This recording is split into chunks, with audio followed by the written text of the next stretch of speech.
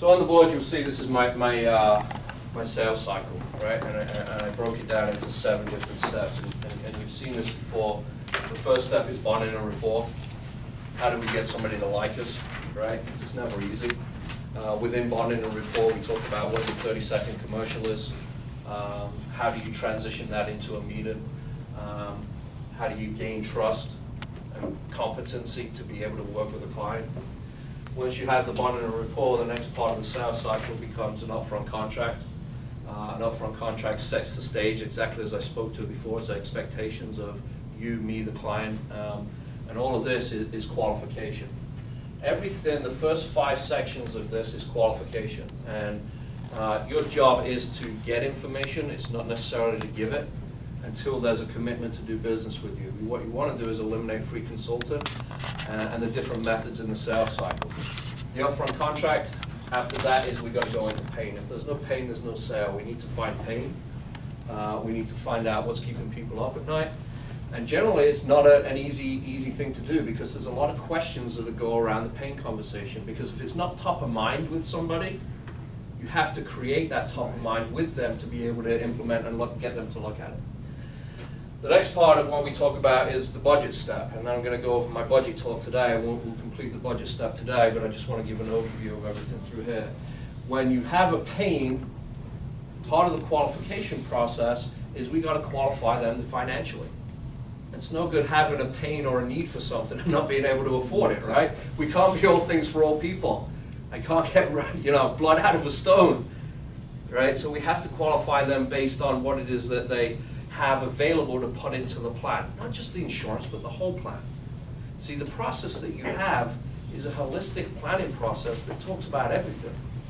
The mistake that we're making is we're going out and we're seeing people with just life insurance ledgers and we're doing a life insurance review and that's it. Follow the process. The process is the leader with this. So how do we get a budget and a commitment, and not only a commitment to fund the plan today on dollars, but a future money commitment of money going into the plan as you go along? Who are the decision makers? Once you've gone through these steps, you've really completed the first 5 sections of the sales process, which are all qualification. When you're done with qualification, you're looking now to get a commitment, not to go through the process, but a commitment to do the plan, right? Because if you qualified somebody properly, before you present anything to them, if you've done the right qualification, your next step is if I can fit it into what it is that you're looking to do based on the budget that you've done and fix this pain here, this pain here, this pain here, what do we do? Ultimately, they're going to tell you yes or no. So I don't do the consulting part of it, I put in the fulfillment part until we have a commitment to going through what it is that we do, and then how do we post that.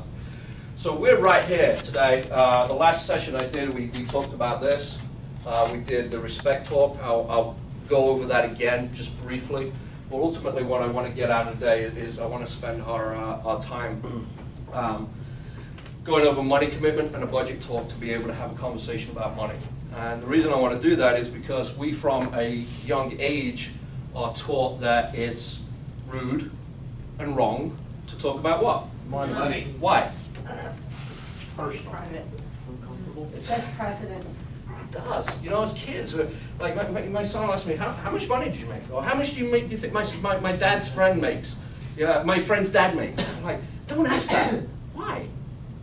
So it becomes a hard conversation to have with people simply because our whole lives we've been taught that it's rude, it's wrong, and we shouldn't be talking about money. Well, guess what? We're financial advisors. Guess what we talk about? Money. We got to talk about money. Yeah. Right, so I wanted to get to that. So I open it up, I'll just give you a review. When I get to the bonding report, we go through the process. I follow the capabilities brochure. I go through the capabilities brochure. I go through my not talk. I say, naturally, you're going to want to know a little bit about me, the firm, and the process I take my clients through. This is the brochure. We're the Greater Financial New Jersey Group. Here's how we work with our clients. We've been around for over 30 years as an agency, 140 years as a company. Most people know us as a life insurance company. What they don't realize is that we actually play pretty well in the investment game as well. And I'll go through to this. Don't know if you realize this, because I know you know us as an insurance company because you have the policy, but we're actually in the top 10 of all global asset managements in the world. I'll talk them through this. I'll go through the part where we have the corporate plans too, because I want them to know that we do a lot of corporate and business benefits. This is the process. Once I go through that, then I'm at obviously, and I was clicking away and I didn't even realize it. Then I'll go to obviously, if you're open to it. Now I've done my intro, and I'll probably spend 5 minutes. I don't really talk about myself doing it, just the process. Because if I'm doing an opening meeting, honestly, they don't give a crap. They don't care. I have a story, but in the bonding and rapport, maybe I've got my story out or whatever it is. They want to know what it is I can do for who? Them. Not me. No. So obviously, if you're open to it, I'd like to spend the majority of our meeting getting to know a little bit about you. And this is where I go into the respect talk. If you're like most people, what part of the process and capabilities am I in now?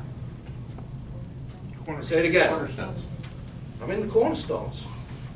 People skip this part, it drives me nuts. Oh, that's the most important This is part. the most important part that you can have, because you're Right. planting the idea.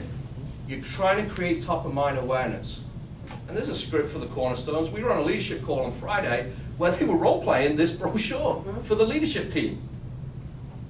So the company is on this. So all I do in the cornerstones is I do my respect talk. Why I designed this to make it more transferable.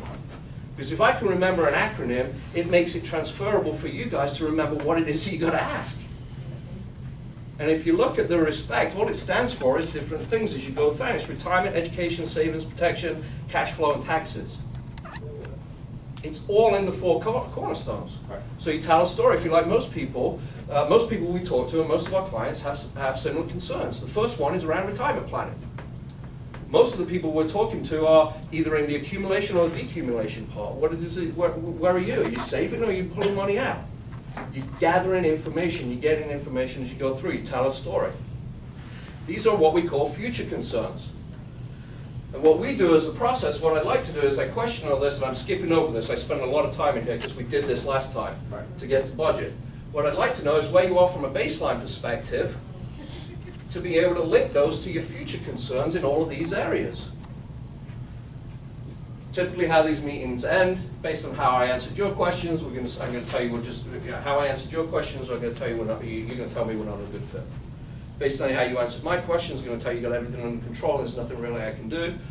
Or thirdly, or just as importantly, based on how we answered each other's questions, there's value in the process and room for growth. Is that fair? This is my close to the commitment to the what? Process. Process. Because I want it to make it okay, David, that it's okay for both of us to be able to say no. Right. Is that fair? Yes. Yes. Absolutely. So if you're like most people, you have group products. Right. By group, I mean stuff that's provided by your employer through your job. And typically, if you're like most people, you'll have some kind of 401k or retirement plan. What do you have? Right? We go through it. Yes, I have Fidelity. I contribute 10%. I get a 4% match. There's about $150,000 in there. It's a mutual fund, target date funds, and I get no support through work. So now I'm going through the questioning part of it. I'm asking the questions in the cornerstones, and in our call on Friday, all he did was ask the same questions in a different way. But this makes it easier to lay it out, and I like the visual. I'm a visual person. So if I'm writing this out in front of somebody, most people are looking at what it is that we go through. Do you have medical? Do you have life? Do you have DI? Do you have disability? Do you have long-term care? These are all group products. Do you have a pension? Then I tell a story about things changing. You know, it used to be a time where you could work 30, 35 years for a company, you get a pension, you get a gold watch, and you'll retire comfortably. You'll keep your medical benefits forever, and there's no problems with anything. Jeff would elect the golf clubs, not the gold watch. That doesn't happen today. Pensions are less and less, so that has shifted the value and the purpose of people doing more and more for their own planning themselves. So when we're doing it for themselves, we have what we call individual benefits. If you're like most people, you probably have some individual life insurance, so on and so forth, like disability, long-term care. Do you have some brokerage account, investment accounts? This is where you're gathering the information to be able to take it through the process. Do you have 529 education saving plans? Do you have any IRAs or 401ks? Do you have any savings? Then the third component that makes up somebody's financial life is the legal side. And in the legal side, do we talk about, do you have a will? Do you have trusts? Do you have powers of attorney? Asking the questions around what it is they've done on the legal side. This will be a 20-minute conversation, and you'll get a pretty good picture of somebody's overall baseline perspective, right? So then when we get this, we get the assets, then I go into more question, and then we get to the pain part, right? So then I'll turn it around and I'll say to them, you know, from where you sit, what's jumping off the page at you? Because all too common mistake is we look at something and go, oh, I see that old 401k, I want that. I can do something with that, right? Right. But I can only do something with that if that person's saying, I want to do something with that. So my question becomes, remember, your job is to get information, not give it. From where you sit, what's jumping off the page? Where do you want to start? They'll tell you, yeah, my life insurance. Now we're going through the pain funnel. Jeff, do you have the pain funnel? Now we're taking them through the pain funnel. So once they tell you something, it's not enough to just say, I want to look at my life insurance. We've got to really drive down to find out the real reasons that they want to do this. This is a Sandler Silent system. Rich went to see a Sandler coach. How much are they going to charge you to do this system? 11 grand. 11 grand. You get it for free. I got Venmo now too, so if you want to send something Venmo. My son told me about it. I had no idea what it was. I'm like, wow, that's pretty cool. So now we're taking them through the pain funnel. First thing we want to talk about is life insurance. The pain funnel typically is the question. Time, cause, cost, consequence. How long have you had this problem? What's causing you to think about it?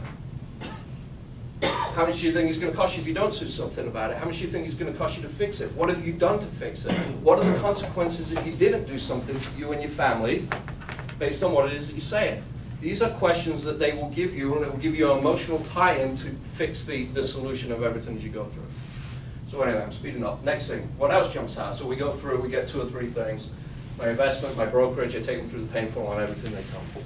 Time, cause, cost, consequence. I'm asking questions. Remember, your job is to get information, not to give it. So once I have anything, the next part is we've got to get to a budget or a money commitment. So remember, at this point, we're at the 4th step of the sales process. And the reason I break it down like this into different steps is because you have steps in a process, you know where you are every step of the way, rather than just, where am I? You control where it is the next conversation is going to be if you have a process. If you don't, it's all mixing in, it's all going everywhere and all going through it as you go. So if I've got pain, and those 3 things are the pain things that we wanted to touch on, those are the 3 initial things, I'm going to now establish a budget of what we can invest into the plan to fix it. Guys with me? Yes. First thing I would ask is, based on these 3 things we want to fix, Carl, do you have a budget in mind that you want to spend on this? Easy question, right? Most people are going to say what? Haven't thought about it. I haven't thought about it. What else? I don't know. I don't know. What else? I don't have the money. I don't have the money. What else? I don't know how much it costs. I was hoping you could tell me how much it is. Right? It's all, I'm on camera, I better not. It's all rubbish. It's rubbish. They don't want to commit to something before they know what it is they're committing to. But think about it. Everybody in their mind knows what they can spend. Yep. Right, Lisa? Everybody.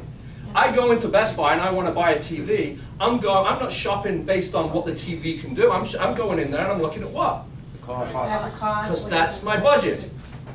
Everybody has an idea in their mind what it is that they can spend. They just won't commit to it. Every now and again, you'll get somebody.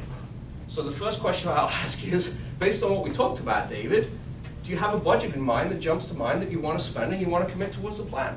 Right. You may get it, you may not. You get a lot of the excuses. Yeah, Jim?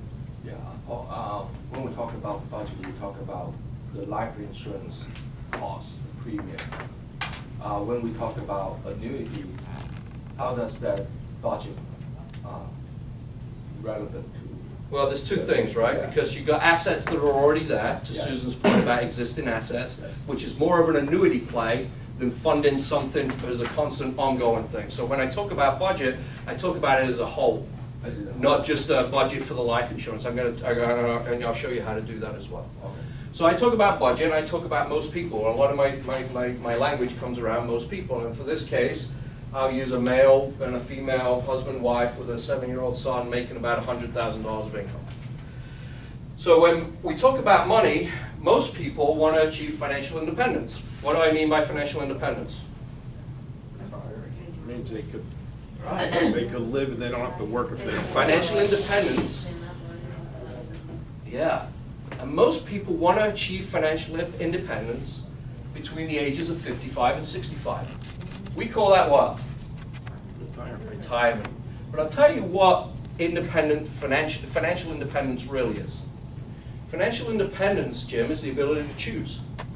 It's the ability to choose when I get to that stated age where I want to achieve financial independence, whether I work full-time, whether I work part-time, or whether I don't work at all. That's financial independence. It's not about how much money you have saved in the accumulation. It's about achieving independence so you have choice of what it is that you want to do. Now, the things that come into the play on that affect what it is. If I don't have enough money, maybe I've got to work part-time. Maybe I've got to keep working. I don't know. But most people want to achieve financial independence between the ages of 55 and 65, and what that means is the ability to choose. The ability to choose whether to work full-time, part-time, or not at all. To do that, the general rule of thumb is most people need to be saving between 15 to 20% of their gross income. If most people save 15 to 20% of their gross income, they will be able to achieve financial independence. That's the general rule of thumb. Typically what can happen is one of three things. I call them the 3 Ds.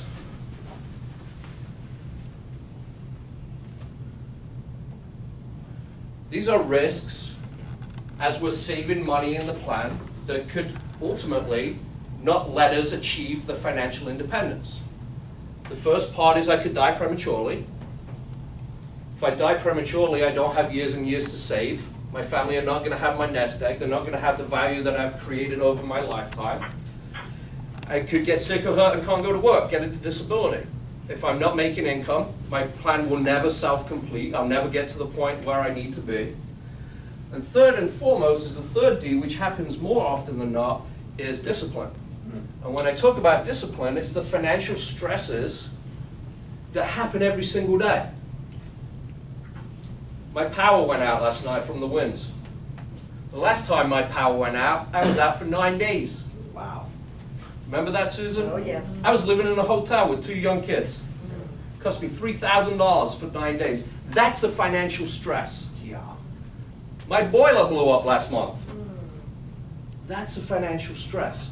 So when we talk about money and how much we want to do, we want to say any budget that's committed to is one that's comfortable, and no matter what financial stress comes on your situation, Rich, will not adhere or not take away from the discipline of saving into your plan. Is that fair? So now what am I doing? Getting commitment. I'm lowering boundaries, right? Yeah. You're going to tell me if it's safe, if it's good. I'm not asking for anything. Here's the ideal. Here's what we need to be. On a general rule of thumb, it's 15 to 20%. But I want you to be thinking about things that do it. Now, the first 2 Ds we can plan for, right? If somebody dies prematurely, we can fix that somebody's always going to get their nest egg when they get to retirement. Right. If somebody gets sick or hurt and can't go to work, we can fix that with the planning process that we take people through. So ideally, out of the 15 to 20% of gross income, 3 to 5% of that should be going to fund strategies to eliminate the first 2. The third one is the derailer for most people. It's the discipline to financially commit every single month, year, whatever it is, to put the money into the plan. I'll spend about 5 minutes talking about this. My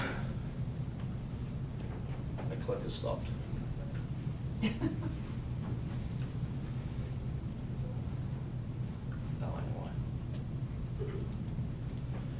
So let's do the numbers, and I'll back it in. You know, I write a lot in front of them when I do the form talk. I'll do it on a notepad. I'll do the budget talk with them as well. So the ideal for this situation, if I'm making $100,000, the ideal is 20% of my gross. Pretty easy math, right? Yeah. So I need to be saving $20,000 a year. We based on what we already said. The guy was saving 10% into their 401k plan. They were saving about $5,000 a year already into stuff that they're doing, because they're working with people already, right? Whether they are or not, they're still working with people. They're still doing something, whether it's a retirement plan or funding college, whatever it is. So they're saving $5,000 a year. So if we minus that out of the 20, that leaves us a shortfall of $15,000 a year. Or said another way, a $1,200 a month to be ideal in funding the 20% of your gross. My next question is what? Where are you gonna get it? Say it again. How's that sound? How's that sound? Right. Because that's the ideal, right? So I've taken the pressure off somebody having to think about what it is. I've told them the ideal. Now they've got to tell you whether it is that.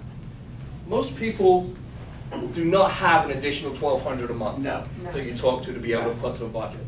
So you want to make them feel okay, feeling not okay. That makes sense? Yeah, hard. So now what we've got to do is we say, okay, that's okay, but we know it's not zero, right? Because if it was zero, we wouldn't be having that conversation. Exactly. So we know it's somewhere between 0, 1,200. you got it. So where is it? Now this is bracketed. Now we got to get them comfortable with the budget of what it is. Now I'm going to bracket down. If it's not 1,200, do you think it's closer to 1,000? They're going to say what? Yes or no? Yes, no, maybe, right? Yeah. If it's not 1,000, is it closer to 800? When you take it down and you bracket it down, you see in their minds, you'll see what it is that they're thinking. They're getting closer to what? Their number, because everybody has a what? Number. They have a budget, they're just not going to tell you.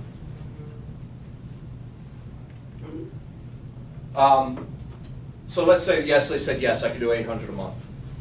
So if I were to do 800 a month, that's $9,600 a year, plus the 5,000 that I'm already doing, I've just found almost a $15,000 budget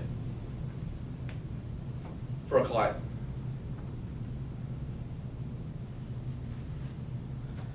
But there's a shortfall.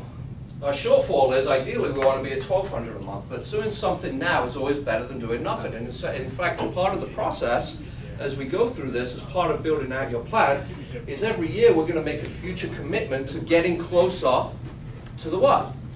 The 20% gross. Now, as their income changes, the plan changes. This is how you can provide a client experience, and that client will never leave you because you have this with all the technology that we have rolling out now. This is all in one part. It all loads into eMoney. It's amazing. Everything's right there. So we have a shortfall on commitment. So now I'll have a conversation about what else it is that we can do to save money.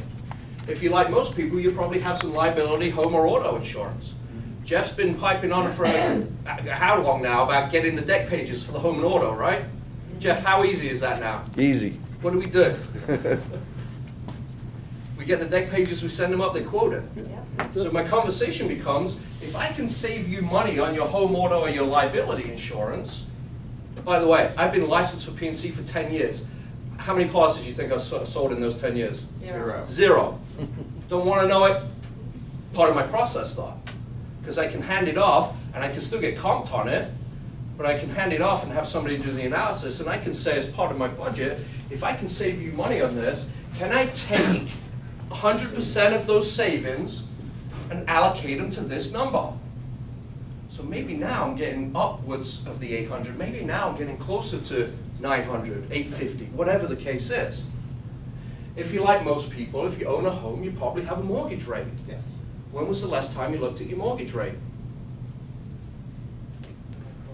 Okay, so if we can take a look and help you maybe save some money on your mortgage rate, can we take those savings and allocate them to the plan?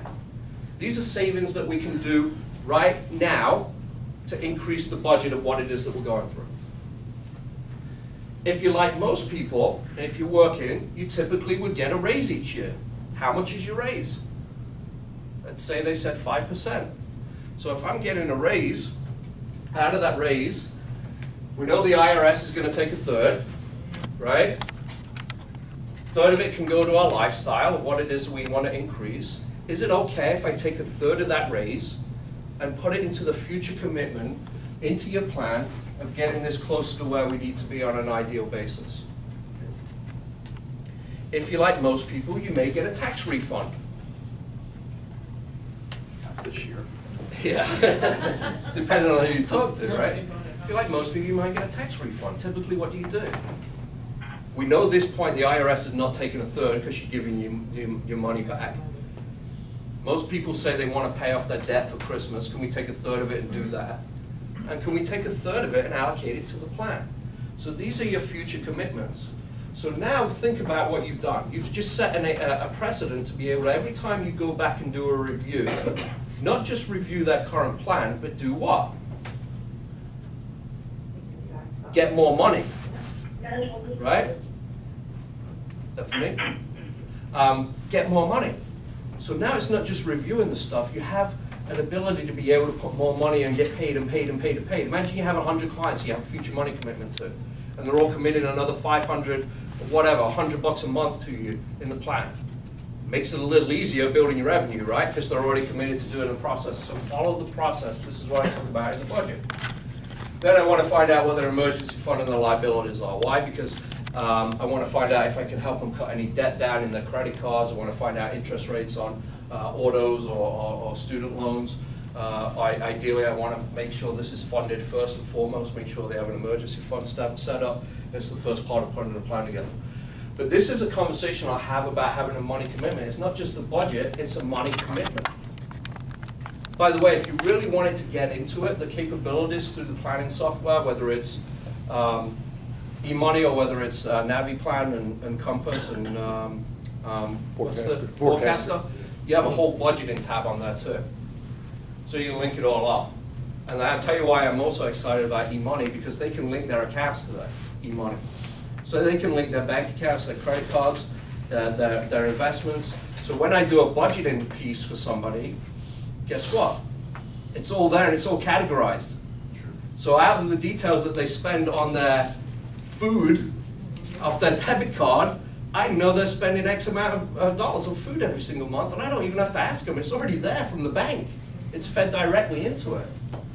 It's an amazing client experience of what it is you can do. But this is the talk I have about a budget and a future money commitment, because I'm not going back to present any plan until I get somebody to make a commitment of what it is they can do to fix it.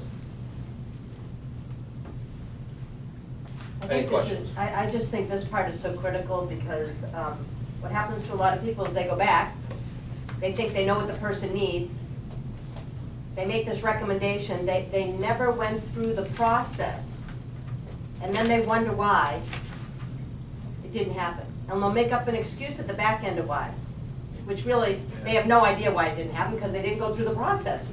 Well, if you don't do this, what are you going to do? You're going to go out and take a plan and say, oh, here's a life insurance solution, it's $500 a month. They'll be like, what are you, crazy? Yeah. Or you're going to take a life insurance, oh, here's a $50 a month term, not knowing that they actually could spend $500 a month. Yeah. So if you don't have the conversation, you know, listen, there's no right away, but you've got to start talking about money and future commitments. The future money commitment, by the way, will change the way you do business. It will increase your revenue year over year over year over year if you have people committing to putting more money into the plan every single year. But you've got to follow the process to get there. So back to the first part in the Morningstar, once I've gone through this, I have a pretty good picture of their overall situation, right? This is an hour meeting. It's following the process. Right, so I've got an idea where they are from a baseline, where they want to be in the future. I've got a little fact find that I did do in the Respector. I have an idea about the money they want to spend on it. I've pretty well got enough to go back to the drawing board and put some ideas together, right? Plus I have a commitment to the process. So I'll go back to the first three things and I'll reiterate everything that they said. You had pain, number one issue was the life insurance. You wanted to do it this reason, this reason, this reason, this reason. We said we got $500 a month we want to put towards the overall budget with everything. Is that right? So you're reiterating everything before I go back. And I'll say, okay, while I'm putting those three things together, the ideas, obviously you have all this other things going on with your 401k through work, your brokerage accounts, your wills. Would you compile that and send it over to me? In fact, in eMoney, they can upload their stuff into the vault, so you don't even have to get it anymore. It's like, here's your access, here, load it up, I'll take a look at it, it's phenomenal. You know, and would you get me the rest of your statements? Because what I don't want to have happen is, we design the plan around what it is that you want to focus on. What I don't want to have happen is that affect the other stuff that you have going on, or vice versa. So as I'm concentrating on working on these things and prioritizing these three things of where you want to be right now, I'm also gonna take a look at a macroeconomic approach to make sure everything's moving together. Because you hone in on one or two things, that's a microeconomic approach. If you go macro, you're looking at everything. So if we do something micro, we need to make sure it doesn't affect the whole macroeconomic approach as we go through it. Would you compile your statements and put them together for me? And I did that with the guy that I just showed you the Morningstar report. Over the weekend, we met with him on a Friday. By Saturday morning, I had the statements.